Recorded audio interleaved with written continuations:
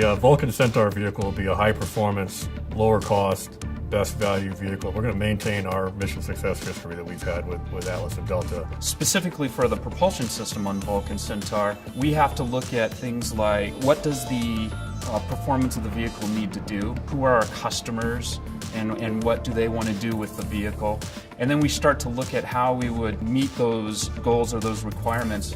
You can't make the engine too big, or it's too expensive, you can't make it too small, or you don't get the performance. So we start doing all those trades. So we've got two main engine suppliers, Blue Origin with the BE4, which is a natural gas-powered engine, and we've got the AR1 from Aerojet Rocketdyne, that is the RP1 configuration. Both of those teams are making good progress. We've been through CDR with the Blue Origin engine. We've been through PDR. They're both on a plan to get to engine testing this year, and they're both on a path to support our late 2019 launch date.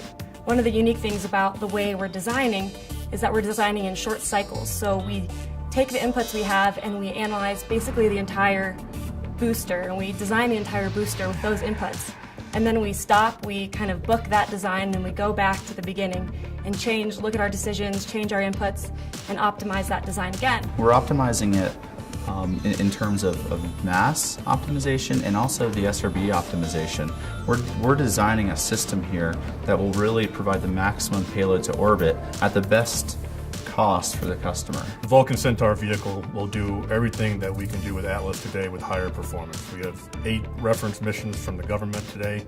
Atlas can perform 5 of those with a single body configuration. We will pick up 6 of those. Delta Heavy is still required to do the other 2 reference missions, and once we put the ACES upper stage, a higher performance upper stage on the Vulcan booster, we'll be able to pick up the Delta Heavy missions as well with a single stick rocket. One of the challenges that we have ahead of us is we need to make Vulcan Centaur affordable. And so we're spending a lot of time focused on ways to achieve good cost, and we're looking at more innovative ways of producing parts. And then one of those things is a strategic partnership. We have a strategic partnership with RUAG to create our composite structures here in Decatur, Alabama. There are many benefits to a strategic partnership. The main one is cost sharing, both in recurring costs and development costs, and there's also cost savings. So if RUAG comes up with an innovative idea for the way they manufacture or design one of the composite structures, we can also reap the savings in that too. And we're looking at how the decisions we make in designing our structures affect the way that they actually build the launch vehicle. We're working with the design team to analyze all the components of the rocket to see what will be candidates for additive manufacturing. We are looking at using some different materials than we have in the past for many different reasons. One, we want to work at using a commercially competitive material so we can drive down cost. We're also want to use a stronger material so that we can have a more lightweight structure. So the challenges are we've got a lot of infrastructure in place that we still have to work within. So we've got a factory that was built around our Delta vehicle. We've got a launch site that was built around our Atlas vehicle. So trying to make sure we can leverage that existing infrastructure. Sometimes we make decisions that cause increased machining time or just increased time for the rocket going through the factory.